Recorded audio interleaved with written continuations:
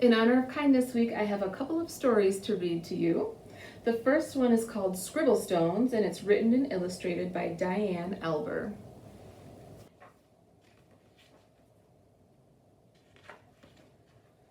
This story is about one happy stone who was gray and round and rarely alone. He lived with the others all stacked in a pile and waited calmly with a large friendly smile. Each stone had a purpose, but it wasn't known yet. Some would be landscaping, and some would be a stone pet. There were so many things that the stones could be, the hardest part was just waiting to see.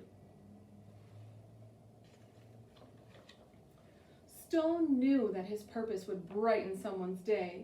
He just wasn't sure how, or in what kind of way. He imagined the things that he might soon become, as he watched all the stones get picked one by one. But his happy face slowly turned to a frown as he watched the tall pile start to dwindle down. And although he was worried, he tried not to care until it was clear he was the last one there. Then it finally happened. Stone was quickly picked up. He was placed on a desk next to a very large cup.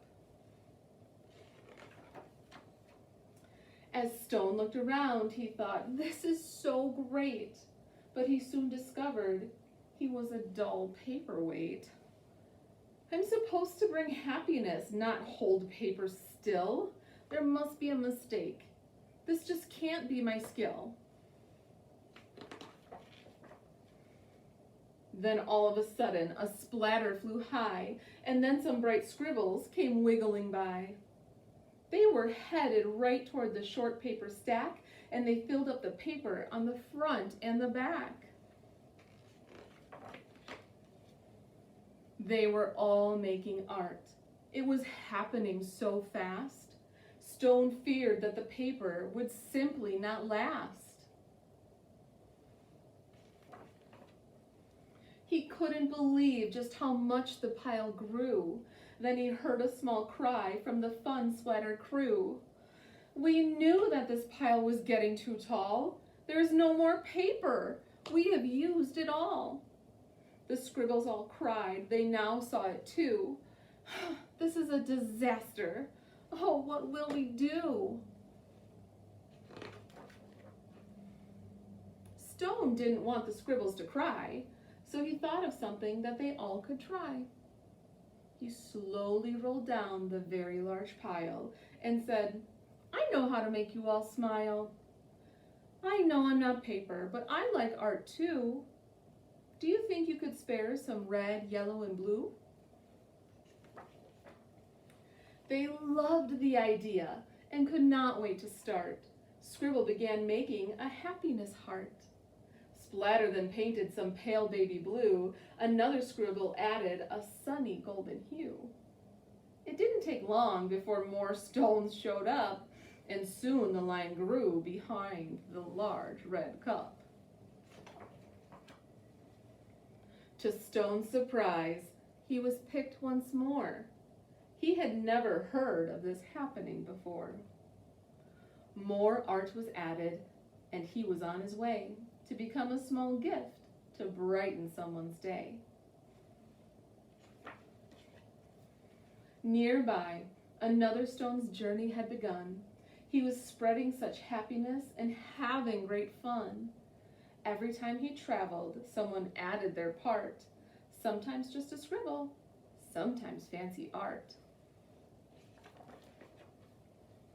With each new layer, there was a story to share, and soon scribble stones were seen everywhere. They traveled the planet. It was quite an event. Bring happiness and fun wherever they went. Now, thousands of stones inspire creativity each day, all because of a paperweight with a will and a way. The end.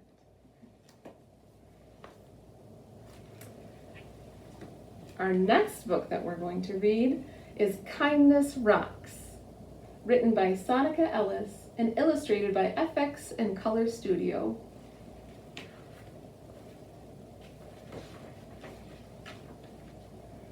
Clara is a young girl who likes to collect rocks. She gathers them up along the creek's edge and then brings them home to decorate. Once home, Clara paints pictures and words of kindness on the rocks and leaves them outside her gate for all to see. One day, Sheldon the turtle came slowly moping by Clara's gate. Sheldon was feeling a bit down when suddenly he looked up and he saw Clara's decorated rocks. Sheldon could not believe his eyes. One rock said, "You are beautiful." Another said, "I love you." Still another read, "You are amazing."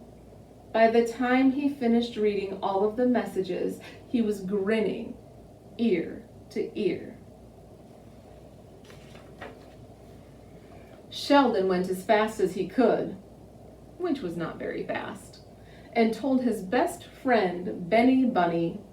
Benny was so impressed that he told Merle the squirrel. Merle told Nibbles the mouse, and Nibbles told Harry the skunk. From a safe distance, of course.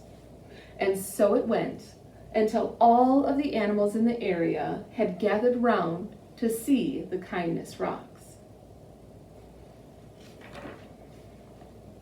Every day the animals came to see the pretty pictures and kind messages painted on the rocks. And each time they brought a new friend along to share in the happiness the rocks brought. The messages would change every few days, but they were always words of kindness and encouragement. And they always made whomever read them feel happy.